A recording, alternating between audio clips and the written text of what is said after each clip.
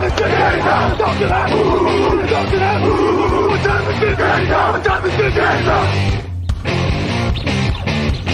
gun, Hulk left slot, Dixie left, T left, Mercedes, wide chip, Ricky, Fever left, 75, Katie, Omaha, quick going.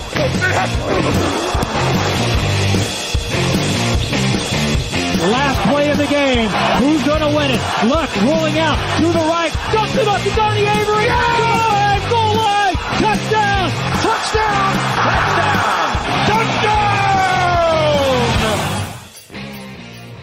Bonjour à tous, bienvenue pour un nouvel épisode podcast sur Touchdown Actu. On va parler draft, vous en avez l'habitude, maintenant c'est 2 fois par semaine. On a parlé des edge rushers il y a 2 jours maintenant. C'est un autre sujet aujourd'hui puisqu'on va parler du run stop. Et qu'est-ce qu'on entend par run stop ? En fait, on va vous parler des défenseurs, des linemen intérieurs et des linebackers. Pour m'accompagner, Jean-Michel Boujard, bonjour à toi. Salut, ça va Victor ? Et ça va, on a un gros programme, on a beaucoup de noms là. Là on a beaucoup de noms oui. Et ça va être très intéressant à étudier parce que on a 2 classes vraiment intrigantes, on a du très gros potentiel et on a aussi beaucoup d'énigmes très intéressantes. On perd pas de temps, on va tout de suite partir dans le chapeau numéro 1. Okay, here we go. With the first pick in the 2020 draft, the Cincinnati Bengals select Joe Burrow, quarterback, LSU.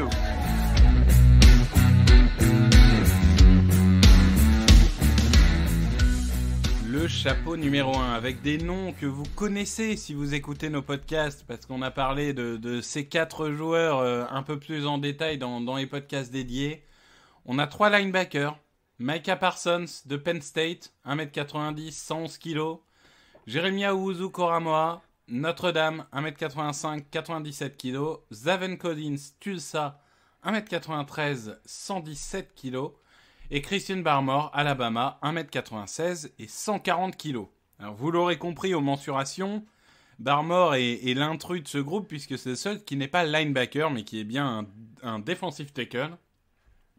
Donc on va vous parler de ces joueurs les uns après les autres. On va peut-être parler du plus gros potentiel, de celui qui clairement est au-dessus des autres dans cette classe. Micah Parsons. Jean-Michel, si tu devais nous le décrire avec un adjectif et ensuite nous parler du joueur.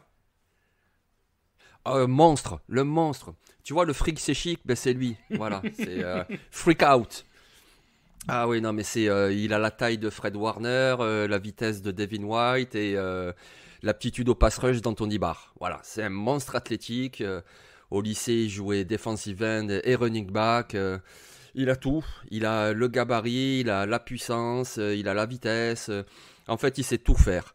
La seule petite, on va dire en couverture, il n'a pas souvent joué en couverture avec Penn State, mais bon. Il a fait 2 saisons extraordinaires. Alors, il a renoncé en 2020, il n'a pas joué. Mais les saisons 2018 et surtout 2019 ont été super impressionnantes. C'est vraiment, comme tu dis, le numéro 1 de cette année. Oui, on peut en parler de ces stats 2019. On parle de 109 plaquages, 14 tacles pour perte, 5 sacs, 5 passes défendues, 1 fumble recouvert, 4 fumbles forcés. Bon, c'est complet, hein. Il y a tout. Il y a de tout et c'est à l'image du joueur. Explosif, c'est un joueur. Alors, quand il s'agit de blitzer sur l'intérieur, il n'y a pas mieux. Alors, il est excellent au blitz, mais alors particulièrement à l'intérieur, il trouve des trous de souris pour aller chercher le quarterback adverse, c'est assez incroyable. Très bon plaqueur, vraiment, on le voit, je crois qu'il y avait une stat, et il a loupé 12 plaquages sur 190, enfin une stat qui est juste hallucinante pour un linebacker. Donc voilà, c'est si vous voulez un linebacker contre la course, en blitz, en pass rush, même parfois pur, il fait l'affaire. C'est vrai que la couverture de passe est un domaine, on ne sait pas si c'est une faiblesse, mais comme tu l'as bien dit, c'est plutôt un domaine inexploré aujourd'hui dans son jeu. Moi, je vais parler d'extra sportif, parce que c'est le seul point noir, évidemment, de ce joueur, et c'est ce qui explique que dans certaines mocks, il part dans le top 15, top 20, au lieu de partir dans le top 5 ou top 10. Il semblerait qu'avec notre cher Yetur Grossmatos qu'on a vu l'année dernière, il se soit comporté de manière inappropriée, on va dire, avec ses coéquipiers, leur ayant fait subir quelques bizutages. Donc après, bon, c'est histoires d'université, il y a un joueur qui a porté plainte, est-ce que tout est vrai ou quoi, on n'en sait rien, c'est toujours en cours et on n'a pas les détails de l'affaire. Mais c'est suffisamment sérieux pour que beaucoup d'équipes le prennent en compte dans leur évaluation. Oui, c'est ça, exactement. Après, ça date de 2018, de ce que j'ai pu lire, de tous les joueurs incriminés, c'est pas lui le plus incriminé. Donc voilà, il faut attendre les résultats de l'enquête, on verra bien ce que ça donne. Mais comme nous, on se concentre sur le joueur, voilà, c'est le total package. C'est un futur All-Pro. C'est-à-dire que je parle même pas d'un Pro Bowler, je parle d'un All-Pro, quoi. Voilà. Et contre la course, c'est un démon. Et puis, comme tu l'as dit, pour mettre la pression sur le quarterback adverse, il a été recruté à Penn State comme un pass rusher. C'était un pass rusher à la base. Donc, il a gardé ça. Alors, il le fait plus du milieu de terrain désormais, mais il a toujours cette aptitude. C'est a priori, enfin, c'est même sûr, sportivement, c'est le meilleur défenseur de cette année. Ah oui, c'est le meilleur défenseur et en talent pur, ça serait difficile de l'enlever du top 5. Après, sa position fait qu'il ne sera pas forcément dans le top 5 de la draft, mais c'est un potentiel absolument incroyable. Ah oui. Deuxième joueur, très à la mode cette année, Jeremiah Owusu-Koramoah. Ah, tu l'as bien dit. Ouais. Bah oui, à chaque fois, Koramoah, c'est difficile. 62 plaquages, 11 pour perte, 1,5 sacs, une interception, 3 passes défendues, 2 fumbles recouverts, 3 fumbles forcés, 1 touchdown. Là encore, on voit une ligne de stats comme ça, on ne peut que s'émerveiller. Ton adjectif et ton analyse du joueur ? Ah, je vais pas être original, hein, je vais dire rapide. C'est un missile. Jock, c'est un missile. C'est-à-dire, dès que le ballon est engagé, il a une vitesse de réaction supersonique. Il est également extrêmement rapide pour aller d'un côté à l'autre, pour chasser un running back ou alors pour contourner, pour faire des changements de direction. Il est bon en couverture, il a fait 2 saisons extraordinaires avec Notre-Dame. Voilà, c'est un missile, une grosse vitesse. Alors si tu veux, je vais dire 2 mots sur les positions un petit peu plus faibles chez lui, sur son profil. C'est déjà son manque de gabarit. Tu as rappelé ses mensurations tout à l'heure. Voilà, il est pas très grand, il est pas très lourd non plus. Il serait le plus petit linebacker de la NFL s'il entrait aujourd'hui en position de linebacker et on va en parler. Ouais, c'est ça. Après, une petite limite, des fois il rate des plaquages parce que c'est sûr que l'an prochain on le verra sur des highlights où il va arriver à 3000 à l'heure, il va percuter un running back, il va le faire voler. Mais cette aptitude fait aussi qu'il va rater certains plaquages, le fait de vouloir faire le gros hit. Mais bon, ça reste à la marge tout de même, c'est un sacré joueur. Après, par rapport à son gabarit, tu vois, moi je trouve pas ça très rédhibitoire quand tu penses à Deion Jones des Falcons d'Atlanta, qui a le même gabarit, qui a ce même profil très rapide. Moi, je pense qu'il peut rester linebacker. Après, de toute façon, les schémas, c'est sur le papier. Il sera sur le terrain, que ce soit un linebacker pur ou un hybride safety linebacker. Il trouvera sa place. Oui, moi, c'est vrai que ça fait partie de ces joueurs hybrides, linebacker, safety, un peu comme il y avait, même si c'est pas exactement le même joueur, mais Isaiah Simmons l'année dernière, qui sont ces joueurs un peu hybrides polyvalents. Mais en effet, il y a beaucoup de systèmes où tu as des joueurs qui sont safety ou linebacker sur le papier, mais qui font un peu des deux. Je vais prendre l'exemple de Malcolm Jenkins, que ce soit aux Eagles ou aux Saints. Finalement, il est un peu safety, un peu linebacker, mais il n'est pas vraiment l'un ou l'autre. Donc, de plus en plus, les postes sont de plus en plus brouillés dans la NFL d'aujourd'hui. C'est très difficile d'être un linebacker exclusif ou un safety exclusif. C'est de plus en plus hybride. Donc, il est dans l'air du temps. Et il y a 15 ans, il aurait été safety. Aujourd'hui, il peut être linebacker. Ah oui, je pense, ouais. Et puis, de toute façon, moi, je prends ça comme une richesse, pas comme une faiblesse. C'est-à-dire que, comme tu dis, ça va surtout brouiller les attaques adverses. Parce qu'il peut se positionner à divers spots et on ne sait pas d'où il va sortir. Donc, moi, je trouve que c'est plutôt une force, même. Bon, on parle de gabarit. Là, je vais te rajouter 10 cm et 20 kg. Oh là là, oui. Zaven Collins, tu le sais, le Anthony Barr du riche. Parle-nous, non, c'était Brian Urlacher, tu disais pour ceux qui s'en souviennent. Parle-nous de Zaven Collins. Ah, lui, il est polyvalent, c'est ça qui est impressionnant. C'est-à-dire, comme tu dis, c'est un physique de pass rusher, il est vraiment grand, il est costaud, il est lourd, il est puissant. Mais en même temps, il jouait middle linebacker. C'est ça qui est impressionnant parce que c'est très rare des joueurs de son gabarit qui jouent à ce poste.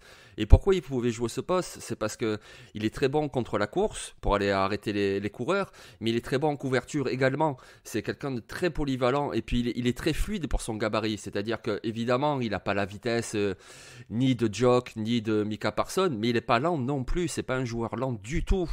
Moi, il me fait penser même à Eric Kendricks, tu vois, des Vikings de Minnesota, c'est-à-dire ce joueur plutôt, ce joueur costaud qui défend très bien la course, mais en même temps qui a de grosses capacités en couverture. Et c'est ça, Zaven Collins. Non, mais je te rejoins totalement. J'aime bien la comparaison avec notre cher Eric Kendricks, en effet, que je connais bien, qui est un joueur que j'aime beaucoup. Globalement, c'est une anomalie de la nature. Un mec aussi gros devrait pas être aussi rapide. Ça devrait pas arriver. Ça, oui. Moi, je me souviens, c'est Tulane. C'est Tulane où il fait un pick six et il remonte tout le terrain pour la victoire en overtime. C'est ça. Tu le vois remonter le terrain, tu vois que le running back n'arrive pas à le rattraper, tu te dis mais c'est quoi ce délire quoi? C'est pas possible. Le mec c'est un defensive end, t'arrives pas à le rattraper, c'est juste hallucinant. Après, paradoxalement, lui qui a été recruté en pass rusher, finalement ce qu'on a presque le moins vu à Tulsa, c'est ses capacités de pass rusher pur. Oui, c'est ça exactement. Ouais. Moi je pense qu'il les a. Oui, je pense qu'il les a aussi, mais il n'a pas été vraiment exploité sur ce domaine. Clairement, moi, Zaven Collins, c'est un grand coup de cœur.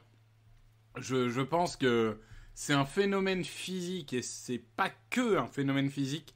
C'est un phénomène sur le terrain, il est intelligent, il le montre à chaque action. Et je pense vraiment que lui, pour le coup, il y a un potentiel All-Pro. Alors, pas aussi évident que peut l'avoir Micah Parsons. On n'est pas sur un joueur aussi accompli. Et puis, bon, malgré tout, il n'est pas dans une conférence extraordinaire. Il n'a pas affronté les meilleures équipes du pays. Mais il y a quand même un truc, quoi. C'est vraiment une anomalie, ce joueur. Et quand je vois une anomalie pareille, moi, ça me donne envie. Je dois avouer que c'est un joueur qui m'impressionne. Je sais pas quoi faire. Je sais pas quelle peut être la limite de ce joueur. À chaque fois que je regarde, je me dis, il va être encore meilleur que je pense. Donc, c'est une vraie énigme. Ah oui, mais tu vois, il te fait envie, mais je pense qu'il fait envie aussi à beaucoup de coordinateurs défensifs. Hein. Avec son gabarit, avec sa polyvalence, il peut faire vraiment beaucoup de choses. Ah ouais. Il trouvera vraiment une place en NFL. On va en entendre parler dessus là. Retenez son nom, Zaven Collins. Et avant de passer sur Christian Barmore, dont je disais qu'il est le seul defensive tackle de chapeau 1, si tu dois classer ces trois-là, 1, 2, 3, c'est dans quel ordre? Bon, Parsons numéro 1. Là, il n'y a pas de doute, c'est Parsons numéro 1. D'accord. Ensuite, ça dépend vraiment de ce dont tu as besoin en fait. Entre Koramoah qui est très rapide, qui va vraiment te chasser les coureurs sur toute la largeur du terrain, ou Collins qui peut faire diverses choses avec du gabarit et de la couverture, parce qu'on le voit, la couverture c'est très important, notamment sur les tight ends. Donc ça dépend vraiment de ton système. Mais bon, allez, tu me demandes mon choix à moi, je dirais Parsons 1, Jock en 2 et Collins en 3. Ouais, moi j'ai plutôt Collins en 2, mais en effet ça dépend de qui t'affronte. Mais si tu dois affronter George Kittle 2 fois par an, t'es content d'avoir Zaven Collins. Je veux pas donner des idées à certains, hein, mais Coucou et Cardinals, je pense que ça peut être une bonne idée. Donc notre quatrième larron, Christian Barmore, Alabama, 1m96, 140 kg, 37 plaquages, 9,5 pour perte, 8 sacs, ce qui est beaucoup pour un defensive tackle, 3 passes défendues, 3 fumbles forcés. Je te laisse nous en parler avec un petit adjectif. Je sais que tu aimerais bien le voir débarquer du côté de Vegas éventuellement. C'est un joueur qui te fait envie, ça. Ah oui. Il me fait vraiment envie pour les Raiders, oui. Parce qu'il est puissant. C'est vraiment la première chose qui me sort pour moi quand je vois Christian Barmore. Il est très puissant. Et il est très puissant dans n'importe quel alignement. C'est-à-dire qu'il peut être en nose tackle, il peut être un petit peu décalé au niveau du guard. Il est vraiment très puissant. Il t'apporte sur le run stop, évidemment. Il sait mettre la pression, tu l'as rappelé. Ça fait vraiment un gros total de sacs pour un joueur intérieur, tu vois. Et c'est pas comme s'il avait bénéficié d'avoir de super pass rushers à Alabama il y a bien le jeune Anderson, mais c'est pas leur meilleure classe cette année. C'est vraiment Barmore qui a porté la pression, c'est incroyable. En plus, il est très vif pour son gabarit. C'est pas seulement un obstacle qui va être lourd au milieu pour stopper les brèches de course. Il est vraiment très vif dans ses mouvements. En plus, il a une grosse expérience. Donc, il jouait à Alabama, il a joué des gros matchs. On l'a vu en finale universitaire, il a été très bon. Donc, ouais, c'est un monstre. Hein, c'est un monstre, Christian Barmore. Oui, c'est vrai. Alors, Nostacle plutôt 4-3, on est d'accord? Oui, plutôt dans une 4-3. Oui, c'est vrai qu'au niveau universitaire, il pouvait le faire dans une 3-4. Oui. Mais bon. Moi, je vois mieux en 4-3. Mais c'est un point que tu as dit qui est très important. C'est que Barmore, contre les petites équipes, tu as l'impression qu'il n'a pas envie de se fouler. Il montre pas grand-chose. Mais alors, dès qu'il y a de la pression, dès que c'est du gros match, dès que c'est de la grosse université en face, là, il y va. Et quand il y va fort, quoi. C'est vraiment un joueur qui fonctionne à la motivation. Bon, j'espère qu'en NFL, ça lui suffira comme motivation, hein, quand même. En effet, c'est un joueur qui a pas un nombre de matchs énorme en tant qu'expérience, mais quand tu joues à Alabama, les matchs comptent double. Et quand en effet, il était le leader de cette defensive line qui n'était pas, paradoxalement, la force cette année de Alabama. Bon, ça reste un très bon niveau, mais on se comprend. Non, il est incroyablement agile pour son gabarit. Tu l'as dit, hein, c'est un vrai pass rusher de l'intérieur. C'est vraiment ce genre de joueur. C'est pas seulement qu'il va être disruptif. On en aura d'autres qui sont disruptifs après. Lui, il sera vraiment efficace et capable de faire des saisons à 10 sacs. Alors, peut-être pas Day One, hein, évidemment, mais des saisons à 10 sacs, c'est pas si courant chez les defensive tackles. Bon, on met de côté l'anomalie Aaron Donald, mais ça, de toute façon, si on met Aaron Donald dans les stats, ça fausse toutes les stats de la Terre. Donc, oui, c'est un joueur qui est vraiment intriguant. Je suis assez d'accord avec ça, et je pense qu'on va le voir, et on va vraiment apprécier, et je suis d'accord, les Riders, ce serait vraiment un super fit. Ah oui, ça nous irait très bien. Et pourquoi il est dans le chapeau 1? C'est parce que c'est vraiment un joueur pour les 3 tentatives. Parce qu'il y en a d'autres qui sont talentueux, des defensive tackles dans cette classe, mais soit c'est vraiment des run-stop et donc c'est plutôt pour les 2 premières, soit c'est plutôt des gars agiles, on va en parler, c'est plus pour le 3e. Lui, c'est vraiment pour les 3. Les 3, il est là. Oui, et puis c'est pas pour rien qu'on en a qu'un seul en chapeau 1, en fait. C'est une classe très intrigante, très homogène, mais il n'y a pas la tête d'affiche, il n'y a pas le Derrick Brown où tout le monde dit « Waouh, quel monstre absolu !» Et du coup, Barmore, comme il est quand même meilleur que les autres, en tout cas sur le papier, forcément, il est celui qui est le plus exposé. Le chapeau 2. Le chapeau 2, là, on n'a que du defensive tackle. On vous prévient tout de suite. On vous a fait un quatuor gagnant. Le premier, c'est Levi Onwuzurike de Washington, 1m90 et 130 kg. Le deuxième, c'est Davion Nixon de Iowa, 1m90 et 138 kg. Le troisième, c'est Tommy Togai de Ohio State, 1m88 et 136 kg. Et le quatrième, c'est Jay Tufele, USC, 1m90 et 138 kg. Donc on a quand même, à quelques kilos près, je dirais Levi est un tout petit peu plus léger que les autres, mais on a quand même 4 gabarits qui sont assez comparables. Et pourtant, ils ne sont pas forcément utilisés de la même manière, ils n'utilisent pas forcément leur corps de la même manière. Donc si on va sur le premier, Levi Onwuzurike, on vous parlait de Washington il y a 2 jours, on vous disait que les Pro Day seraient intéressants, ça va être très intéressant. Il n'a pas joué en 2020. En 2019, c'est 45 plaquages, 6 plaquages pour perte et 2 sacs. Un adjectif pour le définir, et qu'est-ce qui te plaît chez ce joueur dont je crois que tu l'as en haute estime? Oh oui. Explosif, c'est un joueur explosif. Tu vois, tu viens de donner ses stats. 2 sacs, ça reflète pas du tout sa capacité. C'est vraiment quelqu'un qui est, comme tu disais tout à l'heure, disruptif, vraiment sur la ligne d'engagement. Il va arriver avec ses mouvements, avec sa fluidité, avec sa puissance, même s'il manque un tout petit peu de gabarit, il arrive vraiment à transpercer la ligne offensive et attaquer le quarterback. C'est vraiment quelqu'un que tu prends pour mettre la pression depuis l'intérieur. Et ça, on sait que c'est vraiment précieux, quoi. C'est un peu une sorte de Ed Oliver des Bills, c'est-à-dire attaquer la poche, mettre la pression, quelqu'un de très fluide et de grand avec une belle envergure. C'est vraiment un beau prospect, un beau profil. Oui, je suis assez d'accord. Et puisqu'on a intitulé même si c'est réducteur par rapport à l'analyse qu'on en fait, mais puisqu'on a intitulé l'article Run Stop, en défense de course, il est très bon aussi. Parce que il est explosif, il a des bonnes mains, mais il est très réactif et plutôt bon en mobilité latérale. Après, je dirais que s'il faut se faire l'avocat du diable, il base son pass rush uniquement sur l'explosivité. Il n'a pas vraiment de deuxième mouvement, de contre-mouvement. Il ne va pas sauter dans un second temps son joueur adverse. Donc bon, c'est pas rédhibitoire au poste défensif tackle, mais c'est à noter. Et je dirais que par contre, au niveau système, lui, il est vraiment... C'est un 3 technique 4-3. Il peut pas jouer ailleurs, pour moi. Ouais, je sais pas. Peut-être même dans une 3-4 en défensive end, non? Ouais, tu penses pas? Il a un peu ce gabarit-là, quand même. Il faut qu'il prenne un peu de kilos dans ce cas-là. Qu'il prenne 5-6 kilos, et puis pourquoi pas, ouais. Ouais, moi, vraiment, pour l'instant, j'imagine en 4-3, mais en effet, après, des projections, c'est toujours difficile. Hein, parce qu'on peut toujours projeter dans un système, mais même d'une 4-3 à une autre, d'une 3-4 à une autre, selon des schémas, t'auras pas besoin des mêmes joueurs. Donc, c'est vrai que c'est toujours un peu compliqué.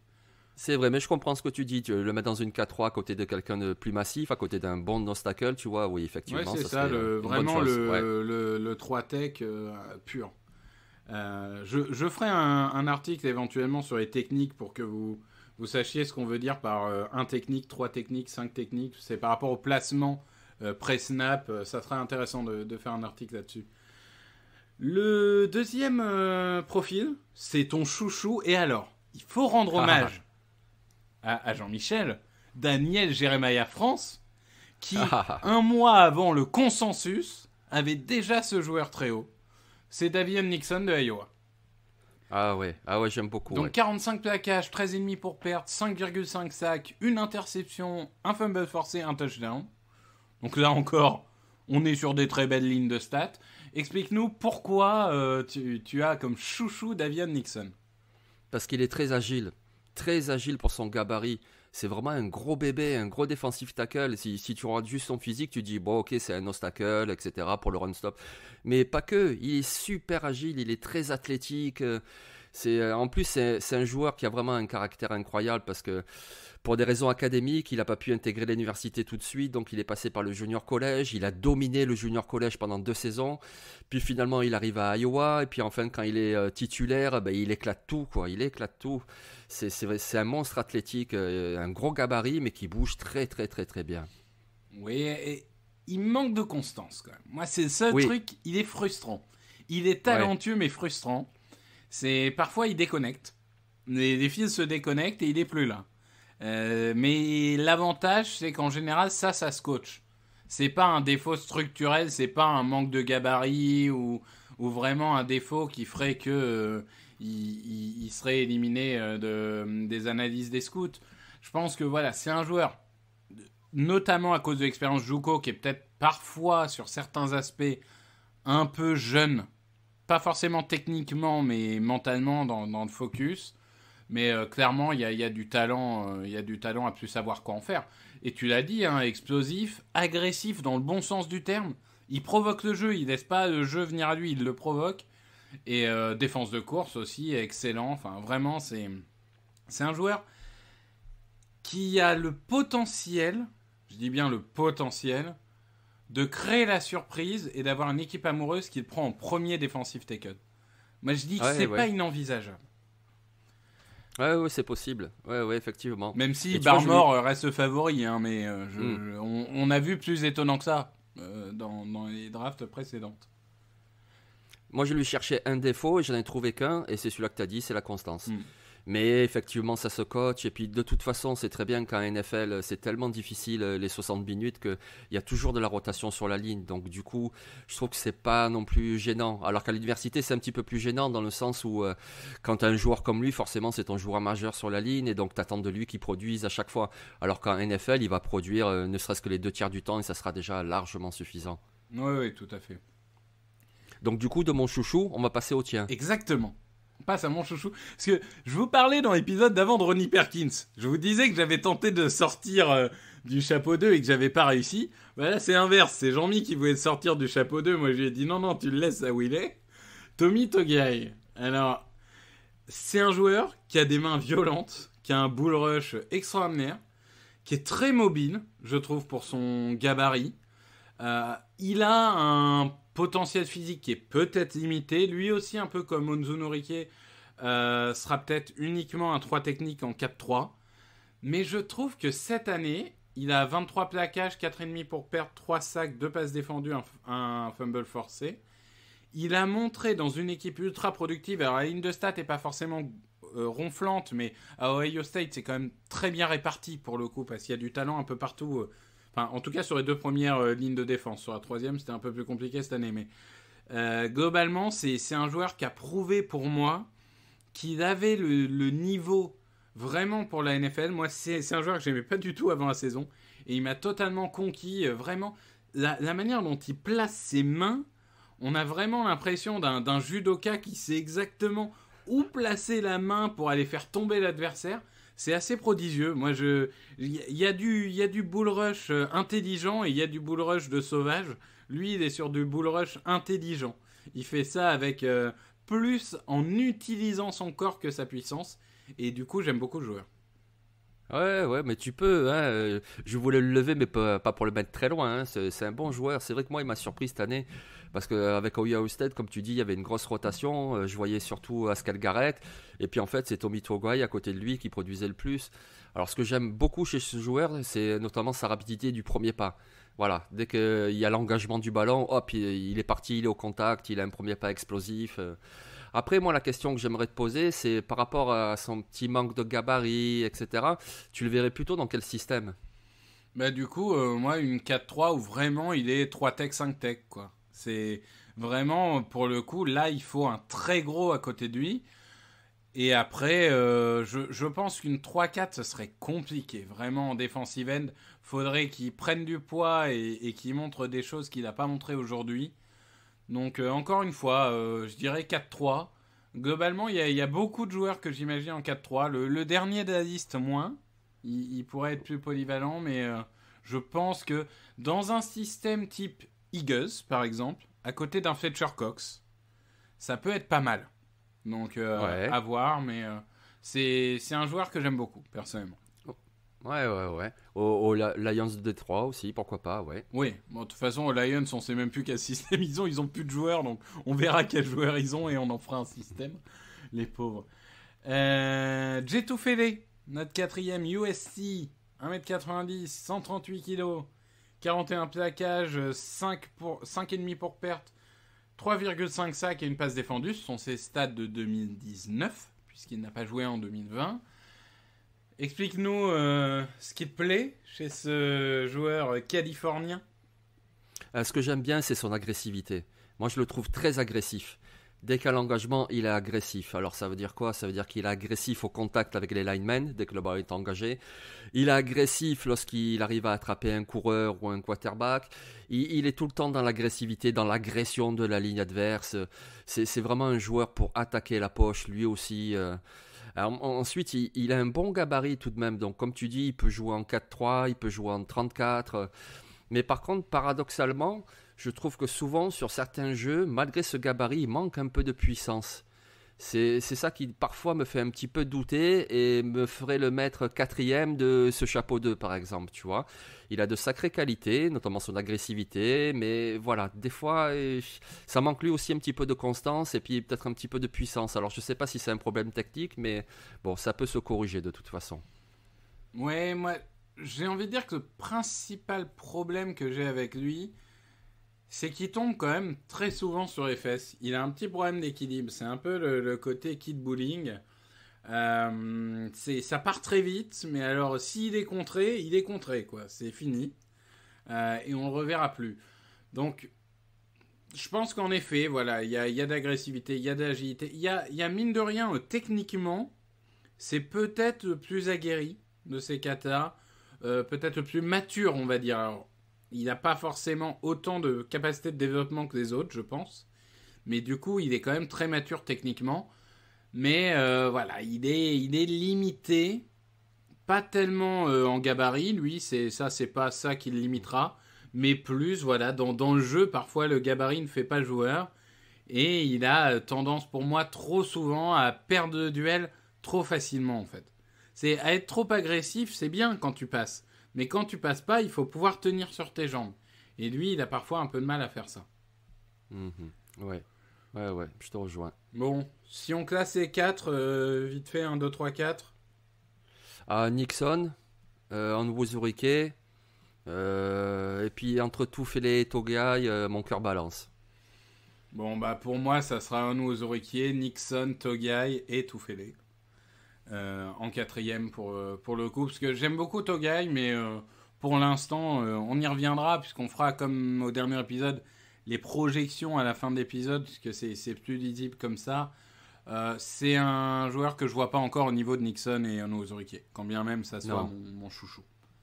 On va passer aux valeurs sûres et à la deuxième partie de l'épisode, et là encore, on va avoir beaucoup de profils à vous présenter. Hey, Kurt Warner here. Hi to everybody at the Touchdown Podcast.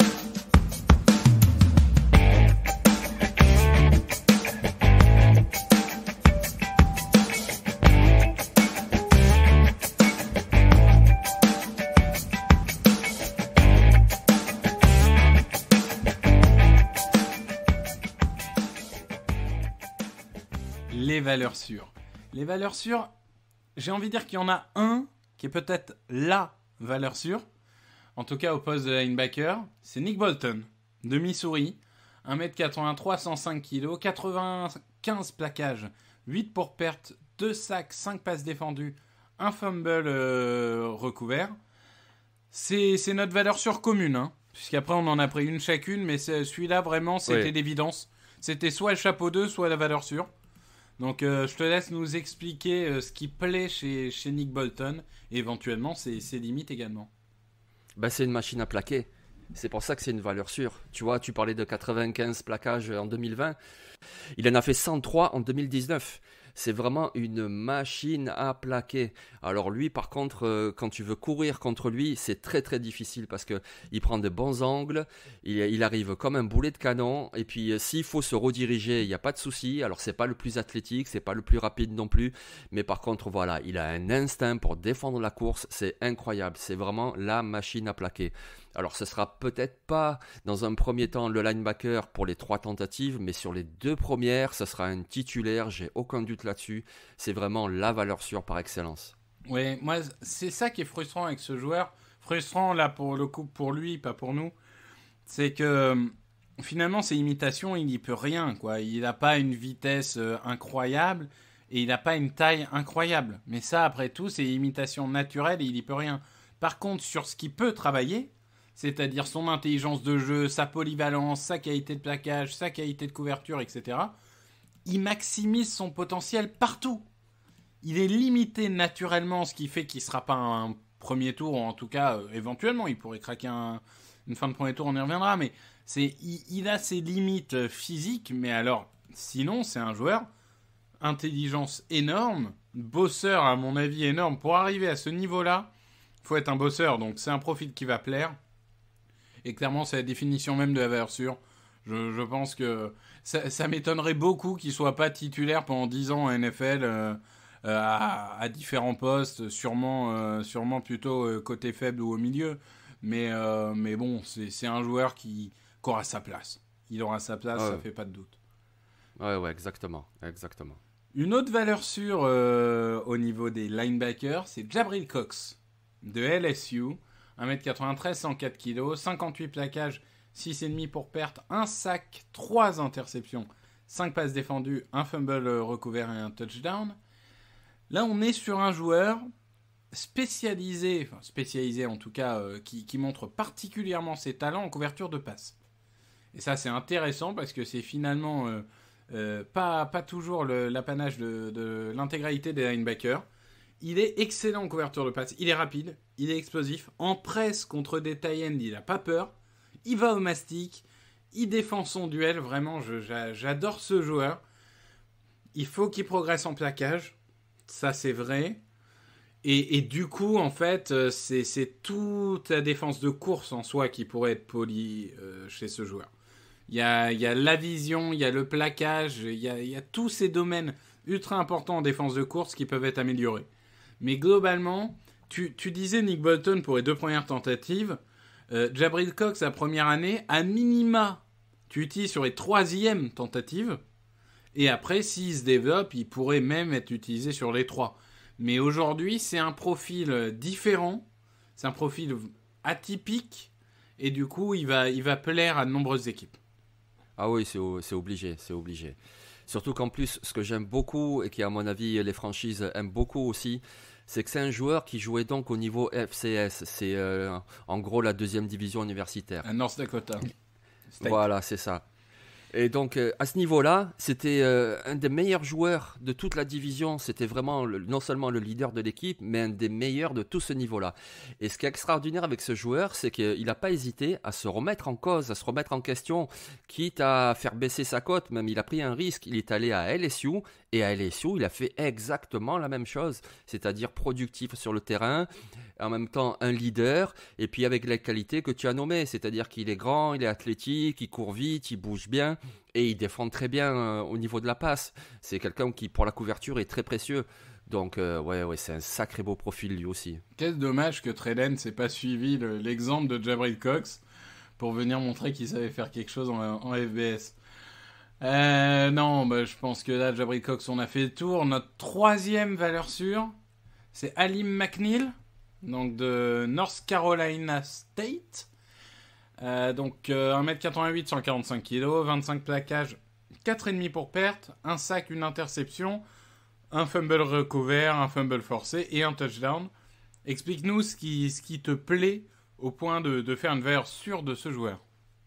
Déjà parce que ça fait 3 saisons qu'il produit, il est très constant, ça fait 3 saisons qu'il est très très bon, notamment dans le run-stop. Alors lui, c'est un profil vraiment très différent de Onwuzurike, c'est le nose tackle par excellence, hein. Il est grand, il est lourd, il est puissant, mais il produit, tous les ans il produit, 2018, 2019, 2020, il est toujours là sur la ligne, il est très très difficile à bouger, il arrive même à bouger la poche aussi parce qu'il a quand même des sacs, il arrive à attaquer le quarterback, mais bon, ça sera vraiment le nose tackle par excellence, et lui aussi il aura sa place en NFL pendant quelques années, quoi. Alors il va falloir qu'il développe un petit peu ses mouvements, il a encore du travail technique à faire, mais c'est quelqu'un d'extrêmement solide. Oui, on fait un peu le parallèle avec des edge. Quand on disait de beaucoup de edge qu'ils étaient bruts, lui c'est ça, il est brut. Après, ça nécessite travail, ça veut pas dire qu'il va pas développer son potentiel. Aujourd'hui, il est disruptif, mais pas décisif. Faut qu'il apprenne à devenir décisif, mais il est déjà aujourd'hui une gêne pour le quarterback adverse. Et clairement, c'est un super joueur. Je pense que il faut le couver. Il faut le couver 1 an ou 2. Mais si tu arrives à choper un mec comme ça, ou à minima, c'est un excellent remplaçant. Et il y a de grandes chances qu'il finisse par être titulaire. Je suis assez d'accord avec toi. Ah oui, au moins sur les 2 premières tentatives, parce que oui. Contre la course, voilà, c'est vraiment un rock sur le premier rideau. Non, c'est ça, il a un vrai potentiel. Et puis, on en parlait, là, finalement, on a parlé de beaucoup de joueurs de 4-3. Des joueurs purs comme ça, nose tackle 3-4, il n'y en a pas tant que ça cette année. Donc là encore, la rareté du profil peut lui permettre de bénéficier d'une sélection un peu plus haute que celle à laquelle il aurait pu prétendre dans une autre draft. On va passer aux énigmes. Et alors là encore, on avait la valeur sûre, j'ai envie de parler de l'énigme. Dylan Moses, Alabama, 1m90, 108 kg. 76 plaquages, 6 tacles pour perte, 1 sac, une interception, 3 passes défendues, un fumble forcé. Si vous n'avez pas regardé la NCAA depuis 2 ans, et que vous aviez regardé avant, pour vous, Dylan Moses, c'est un top 10 de draft. Sauf qu'entre-temps, il y a eu une très grosse blessure, et on a retrouvé un joueur qui n'est pas exactement le joueur qu'on avait laissé avant la blessure. Jean-Mi, ton avis sur la saison 2020 de Dylan Moses? C'est une bonne saison, hein. Quand tu vois ce qu'il a fait cette année, c'est une très bonne saison, hein. Donc tu te dis c'est un bon linebacker parce qu'il a encore de la vitesse, c'est un très bon plaqueur, ce qui est quand même la qualité essentielle qu'on demande à un linebacker. Il a un très bon QI football aussi. Donc c'est vraiment un bon joueur. Mais comme tu dis, le seul truc, c'est qu'en 2018, on ne voyait pas un bon joueur. On voyait un super joueur, un top 10 de la draft. Et ses blessures, voilà, ont fait qu'il a quand même perdu de son explosivité.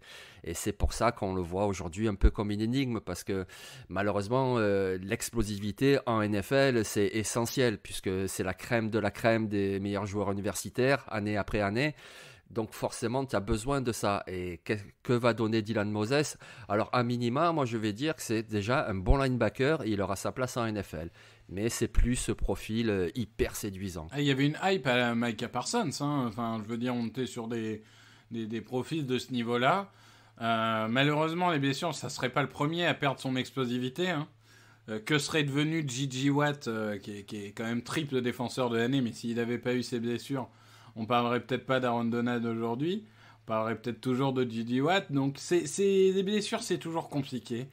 La seule chose qu'on peut dire aujourd'hui, c'est en 2020, il n'avait pas l'explosivité d'avant blessure. Non, voilà, c'est ça. Est-ce qu'il va la retrouver plus tard? J'en doute. J'aimerais vraiment pour lui. Mais du coup, j'en doute. Mais en effet, c'est vraiment le joueur en pass rush, en plaquage. C'est un joueur intelligent. Il fait toujours les bons choix. C'est pas le meilleur en couverture. C'est pas ce qui a été première, mais enfin, c'est pas catastrophique non plus. Hein. On est vraiment sur un joueur complet. Et voilà, c'est Micah Parsons avec une blessure. c'est triste de dire ça, mais c'est pas exactement le même joueur. Mais dans l'idée, c'est vrai que la hype s'est un peu évaporée. Mais en effet, il faut pas oublier que ça reste un super joueur. C'est juste par rapport aux attentes. Forcément, quand t'attends un top 10 et que t'as un deuxième ou troisième tour, t'es un peu déçu au fond de toi parce que tu te dis ça aurait pu être tellement mieux. Mais ça reste quand même génial d'être un deuxième ou troisième tour. Donc, Mais exactement, parce qu'en plus il jouait pas que sur son explosivité. Comme on l'a dit, il est très bon en plaquage, il a de bons instincts, il lit bien les attaques. C'est un bon linebacker. Non, c'est clair. Jalen Twyman, Pittsburgh, opt-out. 2020, 1m88, 131 kg. Donc en 2019, 41 plaquages, 12 plaquages pour perdre, 10 sacs et demi et 2 passes défendues. Ça fait partie de ces joueurs. Il y a des joueurs dont la hype ne s'est pas démentie même après leur opt-out. Il y a des joueurs dont la hype s'est un peu évaporée. Lui, ça fait partie des joueurs dont la hype s'est un peu évaporée. Rappelle-nous pourquoi il est un bon joueur et dis-nous pourquoi c'est une énigme. Un bon joueur parce que c'est sa capacité à attaquer la poche qui est incroyable. Alors c'est sûr que le parallèle est facile vu qu'ils viennent de la même université, mais c'est vrai qu'il fait aussi penser à Aaron Donald. Alors toute proportion gardée évidemment, mais c'est ce type-là de joueur en defensive tackle. C'est quelqu'un qui attaque la poche et qui le fait extrêmement bien avec premier pas rapide, avec fluidité de mouvement, avec agressivité. C'est vraiment un super joueur. Et quand tu disais qu'il a perdu un petit peu de sa hype, mais c'est beaucoup de sa hype, beaucoup, vraiment même trop je trouve. On retrouve souvent ce joueur en fin de troisième tour dans les mocks et c'est un petit peu même incompréhensible. C'est vraiment le joueur qui perd sans doute beaucoup de points du fait de l'absence du combine cette année. Alors, on va voir un petit peu ce qu'il donne athlétiquement. Donc, hier, il y avait son Pro Day à Pittsburgh. Est-ce que ça va faire un petit peu remonter sa cote? Puisqu'on sait que c'est important tout de même, les tests athlétiques, parce que ça remplace jamais le jeu sur le terrain. Bien sûr que les scouts regardent tout d'abord la production sur le terrain, dans les matchs. Mais pour se projeter vers la NFL, vu que c'est tellement athlétique, les tests sont importants. Donc, peut-être qu'il aura fait un petit peu remonter sa cote. J'espère pour lui, parce que c'est un joueur qui, en tout cas, est électrisant. C'est un plaisir de le voir jouer sur le premier rideau, sa façon d'attaquer, c'est un plaisir à voir. Oui, la comparaison avec Aaron Donald fait sens. Alors c'est vrai que Aaron Donald, il y en a plein qui ont le physique d'Aaron Donald et il y en a peu qui arrivent à être Aaron Donald. Par définition, il n'y en a qu'un seul. Mais je suis d'accord avec toi, c'est un joueur qui produit beaucoup de sacs, mais à l'image justement de Donald, plus par technique que par puissance. C'est pas un monstre qui va pousser la ligne offensive et aller se frayer un chemin. Non, techniquement, il se faufile, il a toujours le bon mouvement de bras, il écarte son vis-à-vis, il passe en dessous, il peut poser sa main au-dessus pour prendre du leverage. Enfin, c'est vraiment un joueur intéressant. C'est un joueur qui a un moteur impressionnant parce que, alors, premier carton, quatrième carton, même intensité. Là, on est vraiment sur un mec intensité 100% tout le match. Donc ça, c'est très intéressant aussi. Après, oui, il est un peu léger. Mais on disait ça d'Aaron Donald, encore une fois. La défense de course, il pourrait progresser un peu. Mais globalement, je suis d'accord avec toi. Je veux dire, que des opt-out fassent descendre des joueurs parce qu'il y a d'incertitude et moins d'expérience, je le comprends. Moi, ça me choque pas. Mais à ce niveau-là, c'est compliqué quand même. Alors, bon, on sait pas, hein, Marvin Wilson nous a montré que opt-out, ça permet aussi de pas descendre de 4 tours. Hein. Mais bon, globalement, ouais, je comprends pas non plus ce manque d'amour pour ce joueur, qui est pourtant tellement talentueux, c'est assez incroyable. Moi, je vais vous parler de Pete Werner, un linebacker Ohio State, 1m90, 109 kg, 54 plaquages, 2,5 tacles pour perte, 1 sac, une passe défendue, 2 force fumble. Dans la défense d'Ohio State, on a beaucoup parlé de beaucoup de joueurs, mais pas assez de lui, je trouve, au fil de l'année. Beaucoup se sont concentrés sur Baron Browning, qui est un phénomène physique, mais quand je regarde sur le terrain, personnellement, il ne m'impressionne pas au point de tomber de ma chaise. Par contre, Pete Werner, j'aime beaucoup. C'est un joueur qui est polyvalent, qui est intelligent, qui est athlétique, qui a des bonnes mains, qui plaque très bien, qui progresse chaque année. Et moi, j'aime bien dans ces joueurs dans des tours intermédiaires, ces joueurs qui progressent chaque année, ça prouve que c'est des bosseurs. Ça prouve que c'est pas qu'ils sont talentueux de base, c'est juste des bosseurs. Après, c'est pas la vitesse que tu attends d'un linebacker. Et ça va beaucoup te desservir. Et ça explique qu'il soit pas premier ou deuxième tour. Et en défense de passe, il est parfois un peu naïf. Il se concentre beaucoup sur le quarterback. Mais d'ailleurs, Baron Browning aussi. Il se concentre beaucoup sur... ils ont l'impression que c'est Jameis Winston et qu'ils vont pouvoir intercepter chaque passe. Sauf que tous les quarterbacks ne font pas des cadeaux aux linebackers. Et du coup, parfois, il faut aussi suivre ton joueur. Et il a tendance à l'oublier de temps en temps. Mais malgré tout, je trouve que c'est un joueur vraiment complet. Et je le vois pouvoir évoluer dans beaucoup de systèmes. Il peut évoluer, pour moi, en 4-3 au centre ou côté faible, en 3-4 au centre. Les deux sont envisageables. Et c'est un joueur qui est trop intelligent pour pas être utile en NFL. Je suis pas en train de dire que ça va devenir un All-Pro. Mais je pense qu'avec un peu de travail, ça peut devenir un bon titulaire. Oui, c'est ça, un bon titulaire. Moi, je pense aussi, ouais. Comme tu l'as décrit, il est très complet, il fait beaucoup de choses très bien. Et puis, il a beaucoup d'expérience dans une grosse fac, lui aussi, des gros matchs. Et puis, c'est vrai que cette année, à Ohio State, la ligne de linebacker, comme tu dis, il y avait Baron Browning, il y avait aussi Justin Hilliard. Et puis, finalement, le plus souvent, c'était Pete Werner qui tirait son épingle du jeu dans les matchs. C'est lui qu'on voyait le plus parce qu'il fait beaucoup de choses. Alors oui, il manque un peu de puissance, il manque un petit peu de vitesse. Mais c'est un joueur intelligent qui fait beaucoup de choses. Lui aussi, je pense qu'il fait saliver les défensifs coordinateurs de NFL. Imagine le talent de Pete Werner dans le corps de Baron Browning. Oui, voilà. Là, on ferait un super linebacker. Ça part au premier tour, monsieur. Moi, je te l'annonce tout de suite. C'est ça. Il faudrait faire du Frankenstein, en fait. Ils n'y ont pas pensé à Ohio State, mais en fait, il faut mixer les deux. Ouais. Non, mais moi, je voulais parler de ce linebacker qui est vraiment un de mes chouchous. Décidément, attends, parce que je tiens à dire que sur Twitter, ça fait 3 mois qu'on me dit que je suis un hater de Ohio State. Je tiens à dire que mes deux chouchous de cet épisode sont Tommy Togiai et Pete Werner. Donc les mythes tombent les uns après les autres. J'aime pas les running backs, j'aime pas Ohio State. Les mythes sont en train de tomber. Donc ouais, il fallait parler de ce joueur. Justice pour Victor. C'est ça. Marre des calomnies.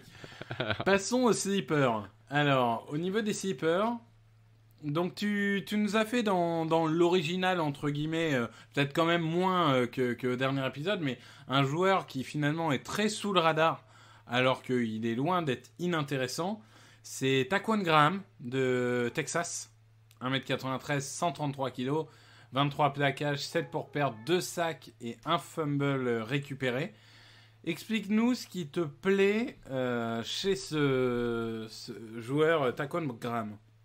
Oh, beaucoup de choses. Déjà, son gabarit, je veux dire, c'est vraiment un beau bébé et la mobilité qu'il a pour son gabarit, c'est vraiment impressionnant. Ensuite, ce que j'aime beaucoup, c'est son agressivité. c'est son moteur. C'est à l'image de son coéquipier Joseph Ossai, il s'arrête jamais. Alors je sais pas si ça dépend des coachs de Texas peut-être, mais voilà, le gars il s'arrête jamais, il va toujours au combat. Si le jeu part de l'autre côté, c'est pas grave, il recule, il sprint, même s'il n'arrivera pas forcément à rattraper le joueur, mais il sera là, il joue le jeu tout le temps. Ensuite, c'est un joueur qui a une envergure, mais immense. Il a des bras très longs. Et ça, pour les duels avec des swing moves, souvent, il s'en sort comme ça.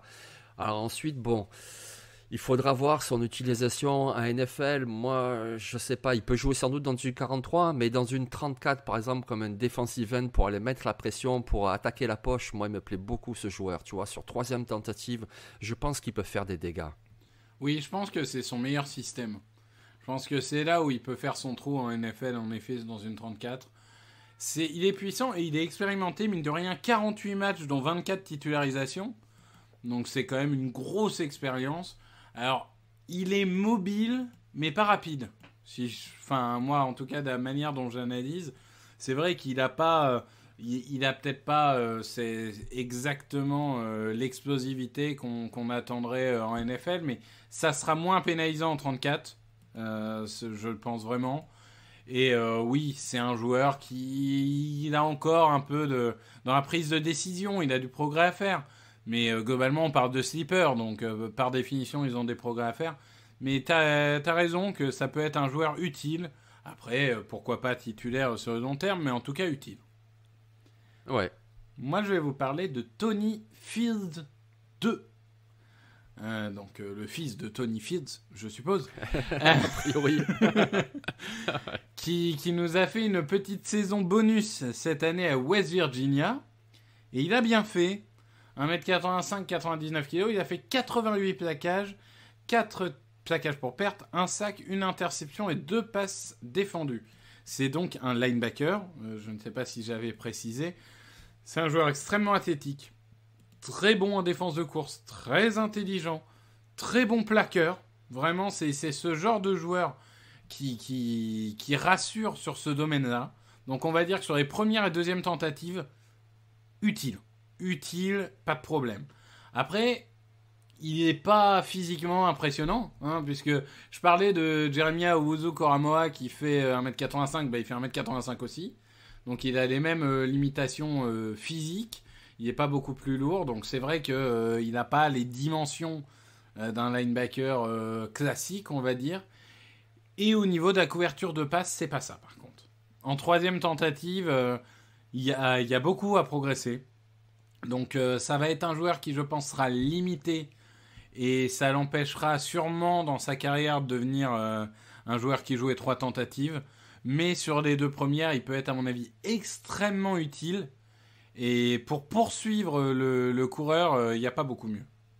Ouais, les 2 premières tentatives et équipe spéciale aussi. Ah oui, c'est important également. Tu as raison de préciser.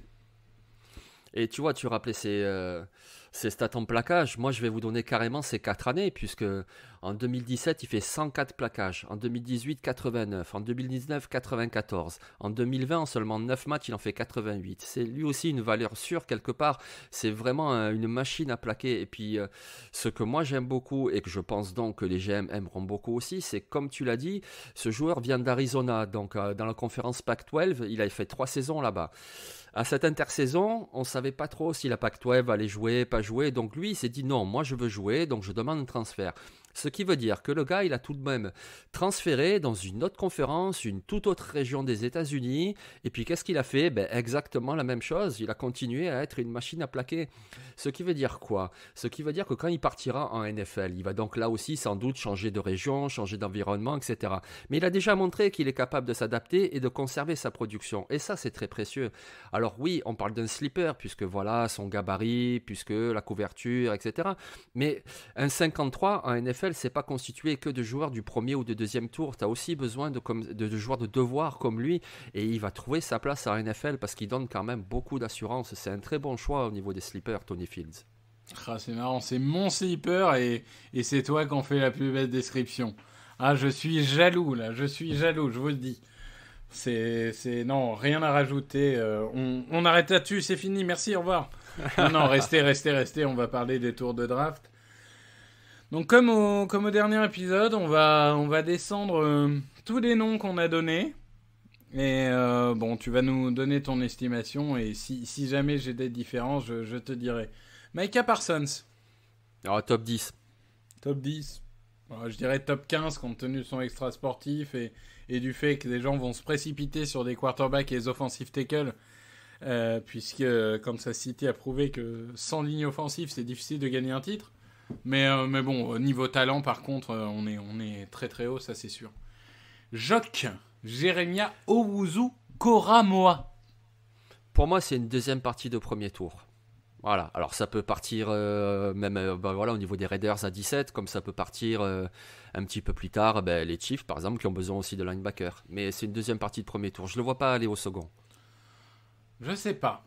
En fait, le problème que j'ai pour lui et Collins, c'est que le poste de linebacker comme le poste de safety est vraiment un poste qui est dégradé au niveau de sa valeur par rapport à d'autres.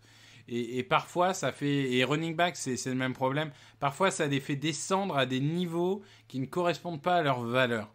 Donc, en fait, pour lui et pour Zaven Collins, je dirais, moi, entre 15 et 40 pour prendre large. Mais parce qu'il y a toujours ce risque de un linebacker, un safety, un running back. Ouais, la valeur de la position est pas énorme, on va attendre le second tour. Oui, c'est vrai, je te rejoins. Et puis c'est vrai qu'il y a une chose, on peut faire le parallèle entre linebacker et running back.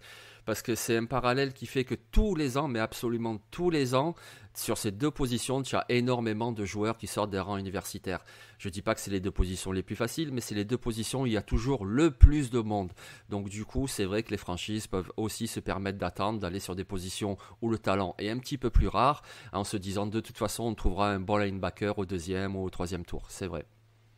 Christian Barmore.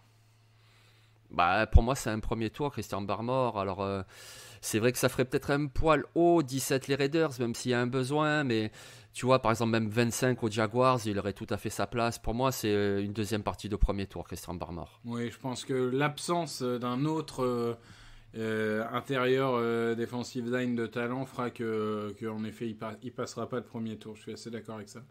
Levi Onwuzurike. Je pense que c'est une première partie de deuxième tour. Voilà, parce qu'il a un petit peu des limites, comme on en a parlé, on ne va pas tout refaire, mais au niveau du gabarit, etc. Mais par contre, ce qu'il peut apporter au niveau du pass rush, je ne le vois pas passer, mettons, le pic 40. Je ne le vois pas dépasser ce pic-là. Oui, fin de premier tour, début de second, c'est ce que j'avais aussi. Alors c'est vrai que je voyais éventuellement les Chiefs se positionner sur lui ou des choses comme ça, mais là ils ont peut-être d'autres priorités maintenant, donc oui, début de deuxième tour, ça me va. Davion Nixon. Fin de premier tour et début de deuxième aussi, ça dépend. Ouais, c'est un profil un peu atypique. Même range que Onwuzurike globalement. Ça dépendra de ce que les gens veulent en fait. Ça dépendra du profil qu'ils veulent. Ouais. Tommy Togai. Un petit peu plus tard quand même. Moi je trouve qu'il aurait vraiment de la valeur au début du troisième tour. Après c'est possible qu'il parte un petit peu avant, hein, mais début troisième tour je trouve que ça serait un choix solide. Oui, Togai et Toufele, moi je pense qu'ils valent un troisième tour. C'est pas inenvisageable qu'ils soient pris en début de deuxième, mais en fin de deuxième. Mais troisième me paraît bien. Toufele, tu l'as troisième tour aussi? Ouais, mais peut-être un poil avant, c'est possible aussi. Ouais, fin de deuxième tour. Du fait qu'il soit peut-être un profil plus facile à identifier que Togai. Plus facile oui, voilà, à exactement. Dans un système. Ouais. Niveau de valeur sur Nick Bolton. Je le vois souvent en fin de premier tour. Ça me paraît quand même un poil haut avec ses limites. Je suis d'accord, on le voit tout le temps dans les 30, 31, 32. Moi, je le vois deuxième tour. Ouais, exactement. Pareil aussi. Ouais. Super run stopper, mais quelques limites. Par contre, voilà, solide choix du deuxième tour. Jabril Cox. Deuxième tour aussi. Après, si une équipe a vraiment besoin et veut de la couverture sur le second rideau, c'est possible qu'il parte en fin de premier, mais je pense que lui aussi, c'est un deuxième tour. Mais je ne le vois pas partir plus bas, par contre, parce que vraiment, il a des qualités qui font que... Oui, je suis d'accord, deuxième tour. Alim McNeil. Suivant les besoins d'une franchise, en fin de deuxième tour, ça peut le faire, mais sinon, c'est quand même un troisième tour, parce que c'est un obstacle. Et, alors, il n'y en a pas beaucoup. Il y a lui, il y a Tyler Shelvin, il y a Marvin Wilson, mais ils sont quand même assez peu. Mais ouais, je pense que quand même, vu son profil, un troisième tour. Ouais, moi, j'avais mis deuxième partie de troisième tour. Donc, ouais. on n'est pas loin. Dylan Moses. Ça, c'est intéressant, Dylan Moses. Ouais.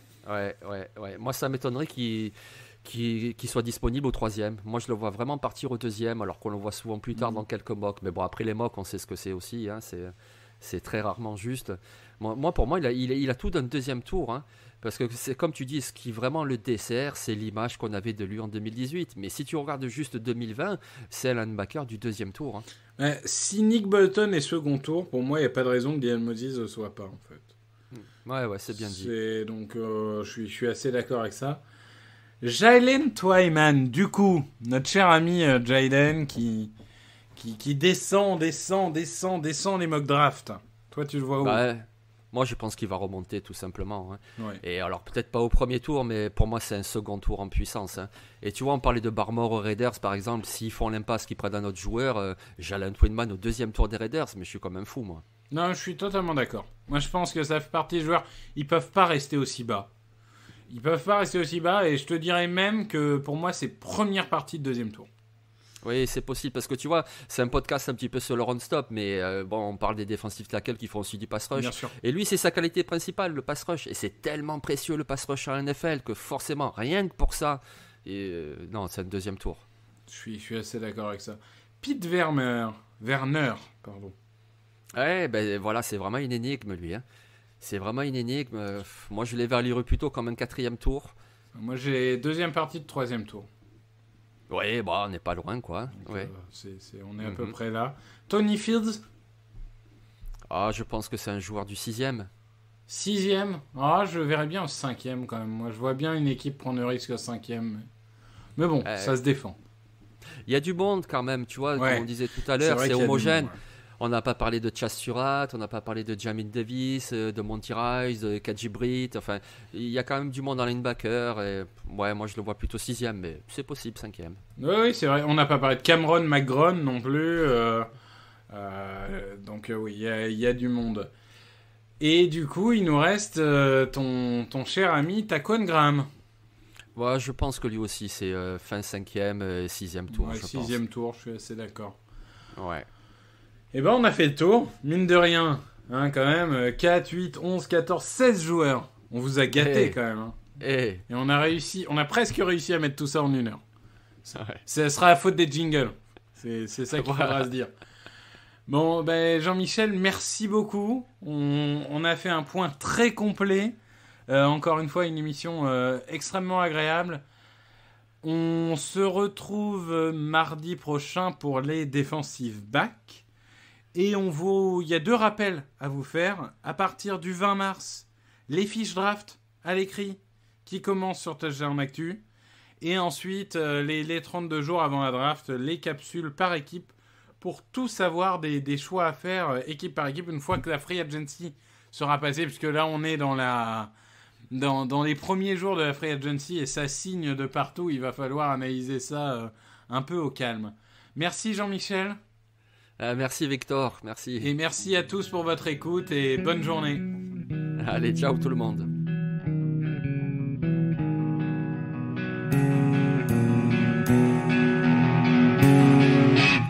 Les meilleures analyses, fromage et jeux de mots, tout sur le foutu est en TDAQ. Le mardi, le jeudi, tailgate au risotto, les meilleures recettes en TDAQ.